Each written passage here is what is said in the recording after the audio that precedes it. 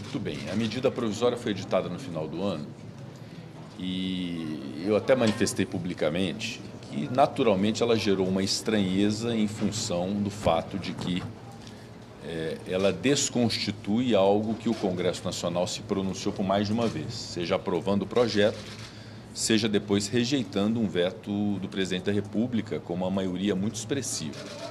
Então, essa estranheza, obviamente, ela existe. Há uma percepção do Colégio de Líderes do Senado, que se reuniu agora há pouco, de que há um vício na MP. Então, a decisão da presidência do Congresso relativamente a isso é uma decisão que será tomada. Eu gostaria de fazê-la cumprindo essas etapas. Eu cumpri uma etapa importante hoje, que foi ouvir os líderes que puderam participar dessa reunião. Muitos líderes de partidos de oposição, diga-se de passagem, a participação da liderança do governo, através do senador Jacques Wagner e do senador Randolfo Rodrigues. Eu vou, hoje à tarde, conversar com alguns líderes que não puderam participar, o líder Otto Alencar, o líder Eduardo Braga, o líder Odovisto Guimarães, para poder saber também a percepção deles.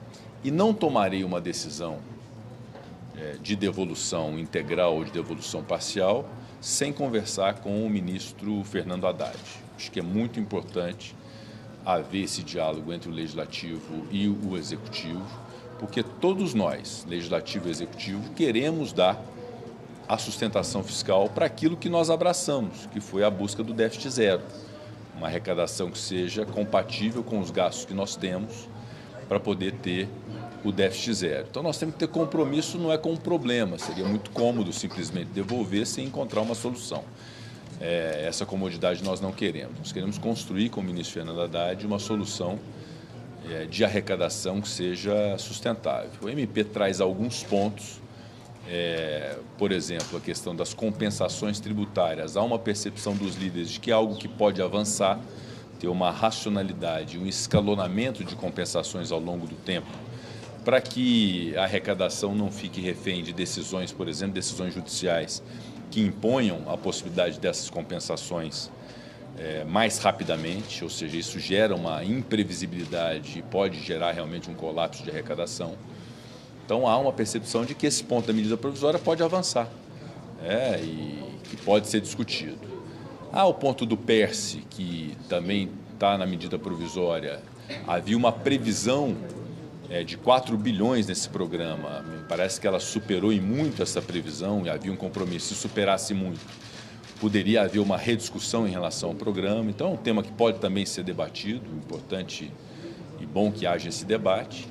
E a questão da desoneração da folha de pagamento, que é algo que o Congresso Nacional, por mais de uma vez, apreciou. Desde 2011 esse instituto existe, não é uma novidade. Nós tratamos tão somente de uma prorrogação.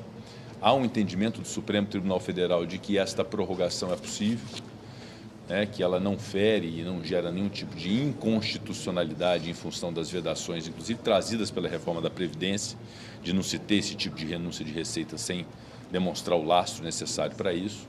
Então, a desoneração da folha de pagamento é algo que foi decidido pelo Congresso Nacional de forma muito convicta, muito consciente, com um impacto que gera naturalmente o impacto de arrecadação, que é uma renúncia de receita, mas, por outro lado, gera um impacto extraordinário de geração de empregos, porque nós temos que buscar arrecadar, mas nós temos que buscar gerar emprego também no Brasil. Então, todos esses pontos eu quero levar ao ministro Fernando Haddad para nós encontrarmos uma conclusão, que seja uma conclusão em relação ao mérito, e aí discutimos a forma, se é parte disso por medida provisória, se é outra parte por projeto de lei, ou se é tudo por projeto de lei. O importante é que Legislativo e Executivo estabeleçam um diálogo maduro, sem rupturas, sem rompantes, para a gente poder fazer as melhores entregas possíveis, assim como fizemos ao longo do ano de 2023 todo. Todo projeto que aqui chegou, nós tivemos cuidado, zelo, boa vontade. Aprovamos, antes do governo assumir, uma PEC de transição que deu espaço fiscal para a governabilidade no ano passado, aprovamos um novo regime fiscal, aprovamos apostas esportivas, fundos exclusivos, a tributação de offshores, as subvenções do ICMS, que tinham grande polêmica, que no final das contas foi aprovado. Então, todas as medidas foram muito bem aceitas pelo Congresso, com muita boa vontade em relação ao Executivo. E assim será em relação a essas outras também, mas, obviamente, nesse caso específico da desoneração da folha de pagamento, houve uma afirmação muito contundente do Congresso Nacional em relação ao seu mérito, e agora nós precisamos encontrar uma forma de fazer prevalecer o que foi a vontade do Congresso Nacional. E o que eu disse no Colégio de Líderes é que nós temos que ter compromisso, já que nós abraçamos a causa do déficit zero e queremos dar sustentação fiscal ao Brasil, nós temos que ter compromisso de sermos criativos na busca de arrecadações que sejam sustentáveis e, fundamentalmente, acho que é muito importante todos assimilarem essa ideia e colaborarem para isso, que é uma busca também daquilo que pode ser crucial para o Brasil no próximo ano de 2024, nesse ano de 2024, nos próximos anos, que é a racionalidade do gasto público, o corte de gastos supérfluos, o tamanho do Estado brasileiro. Eu mesmo discuti a questão do fundo eleitoral no final do ano passado. Eu acho que seria uma demonstração importante da classe política de ter uma racionalidade em relação a esse tema e a outros tantos temas.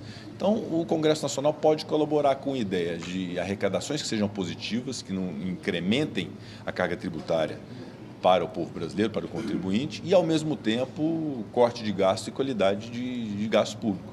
Então, nós vamos nos dedicar muito a isso. Quero dizer que o Congresso Nacional tem compromisso com a solução do problema, não é só compromisso com o problema. Essa decisão vai ser e agora tomada ainda eu no vou recesso fazer ou esse em diálogo com os demais líderes. Vou buscar conversar ao longo dessa semana, aí, de hoje para amanhã, com o ministro Fernando Haddad e termos, então, um encaminhamento que seja um encaminhamento que possa traduzir a conciliação do Legislativo com o Executivo dentro do propósito que é também do Ministério da Fazenda de ver esses pontos aprovados. Certamente o governo está disposto ao diálogo. O ministro Fernando Haddad, antes de editar a medida provisória, me telefonou, comunicando e pedindo esse voto de confiança, que era uma medida, na ótica dele, muito positiva para o Estado brasileiro. Então, nós compreendemos a boa vontade, não há nenhum tipo de dúvida em relação a isso, por parte do ministro Fernando Haddad, do Ministério da Fazenda, de modo geral, e do governo federal. Então, eu não quero polemizar em torno disso, mas nós temos nossos limites também. E eu disse a ele que, evidentemente, a desconstituição de algo que tenha sido feito pelo Congresso Nacional depois de uma derrubada de veto e de uma promulgação de uma lei, que poderia gerar reações políticas. Para além da estranheza dessa desconstituição, geraria algum tipo de reação política, como houve a reação política que vocês acompanharam de diversos colegas parlamentares, criticando a edição da medida provisória. Mas vamos transformar isso tudo numa oportunidade que nós temos de poder, em relação a todos esses pontos das medidas provisórias, entender o que é possível mudar, o que não é possível mudar, e que nós tenhamos sabedoria para poder discernir uma situação da outra. Nós pretendemos tomar essa decisão ainda no recesso, até porque é muito importante ter estabilidade jurídica. Nós temos esse compromisso de estabilidade jurídica. Imaginem vocês o que o setor produtivo do Brasil, vamos dizer, esses 17 setores que têm a desoneração prevista nos seus orçamentos, na sua previsibilidade de negócio. O que passa na cabeça de quem empreende no Brasil nesse momento? Vai ter uma desoneração ou não vai ter desoneração? Eu vou precisar demitir ou não vou precisar demitir? Eu vou precisar automatizar para substituir mão de obra ou não? Então, a gente precisa dar essa previsibilidade também aos municípios. E essa previsibilidade advém das decisões que precisam ser tomadas. Então, a decisão precisa ser tomada, ela será tomada. Só que é uma decisão que vai ser refletida, conversando com os parlamentares. Eu vou ligar para o presidente Arthur Lira também e ouvir líderes da Câmara dos Deputados em relação a isso. E um diálogo que eu acho que é fundamental, que eu tenho certeza que desse diálogo nós vamos chegar no denominador comum de conciliação do Legislativo com o Executivo, que é com o ministro Fernando Haddad, para poder chegarmos a bom termo. Eu acho que é natural, se não houver a perspectiva de evolução da medida provisória, seja por devolução, seja por rejeição, seja por caducidade, é natural que o governo, que queira ver um remodelamento de qualquer instituto, faça por projeto de lei. Então, não seria nenhum tipo de afronta, se não houver a tramitação da medida provisória, que a matéria viesse consubstanciada num projeto de lei para alteração de uma lei que nós votamos. Na verdade, em relação à desoneração, que eu, como presidente do Congresso, tenho que afirmar que foi uma opção do Congresso Nacional. E nós já decidimos sobre isso. A desoneração da folha por mais 4 anos é uma decisão do Congresso Nacional. Se o governo pretende mudar ou remodelar isso, é direito do governo e nós vamos estar aptos aqui a poder ouvir e discutir. Então, é natural que, se não houver perspectiva de evolução da medida provisória, é natural que um instrumento legítimo, cabível, é o projeto de lei de iniciativa do Executivo, pode ser até, inclusive, inserir a urgência constitucional, por que não? Porque foi feito isso em alguns momentos no ano passado. Não há nenhum problema nisso, isso é o trâmite normal do funcionamento legislativo e é muito natural na relação entre os poderes que isso exista, isso é próprio da democracia.